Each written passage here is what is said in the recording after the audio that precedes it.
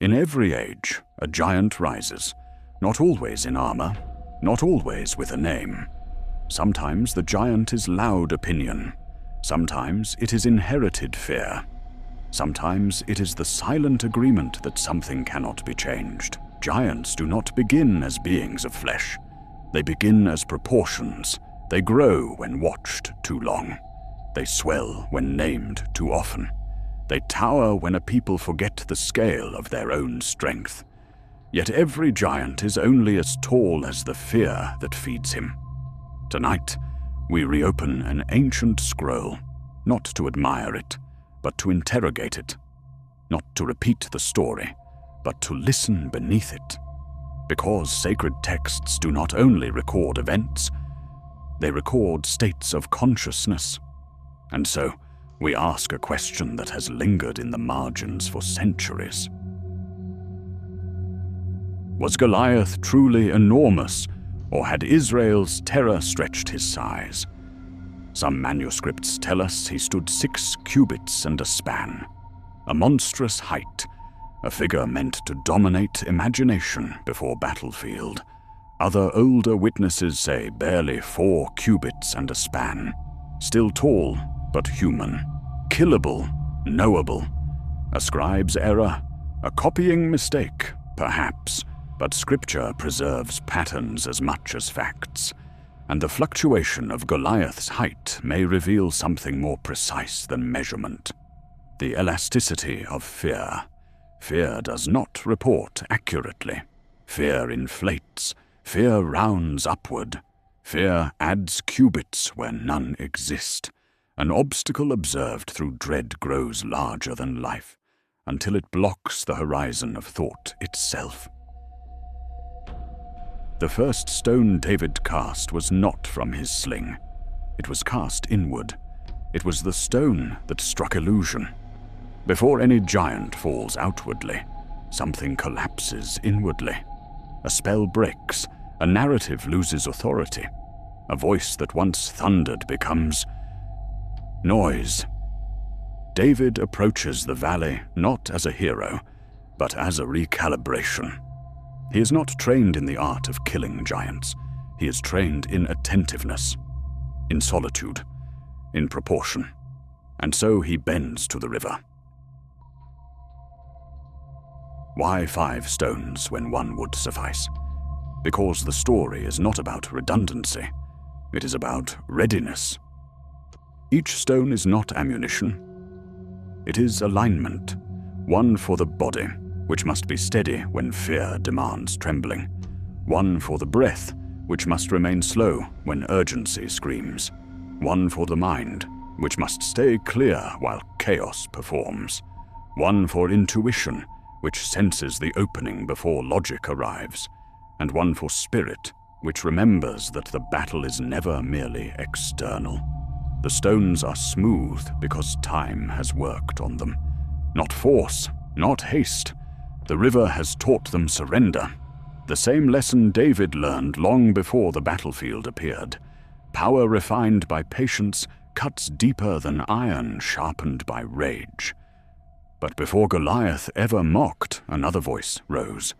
Eliab, the older brother, the rightful one, the ranked one.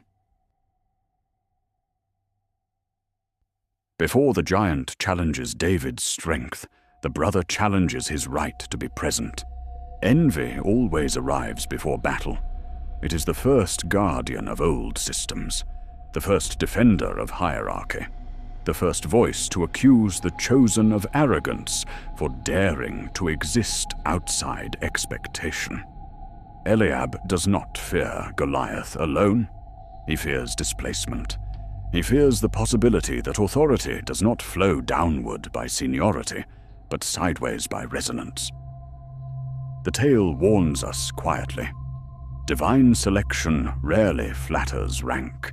The smallest shepherd carries a vibration that hierarchy cannot hear. This is why David refuses armor.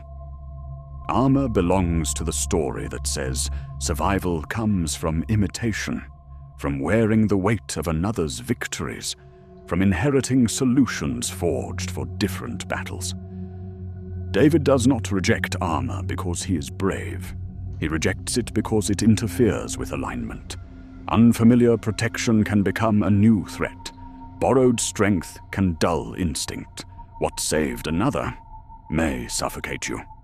And so the giant steps forward, wrapped in spectacle, sounding like certainty, echoing the voice of inevitability. But inevitability is always loud. Truth rarely is. Every Goliath is an inner excess, an ego armored in noise, a belief system that survives by intimidation rather than coherence. Every David is a focused mind, allied with grace. Not grace as weakness, but grace as precision. The sling is not a weapon of brute force. It is an instrument of timing. It teaches that power emerges from arc, from rhythm, from the marriage of release and restraint. The sling is the arc between visions and will. When that arc is perfect, effort disappears. There is no struggle, no drama, only inevitability, the quiet kind. Even a pebble becomes cosmic justice. Notice what the story does not glorify.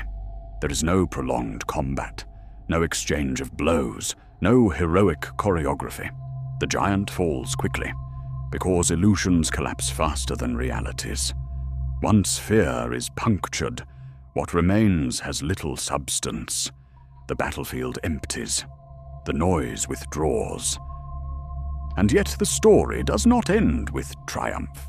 It ends with a question disguised as excess. Why 5 stones? Perhaps because victory is never the final lesson. Perhaps because not every stone is meant to be thrown. Perhaps the 5th stone waits.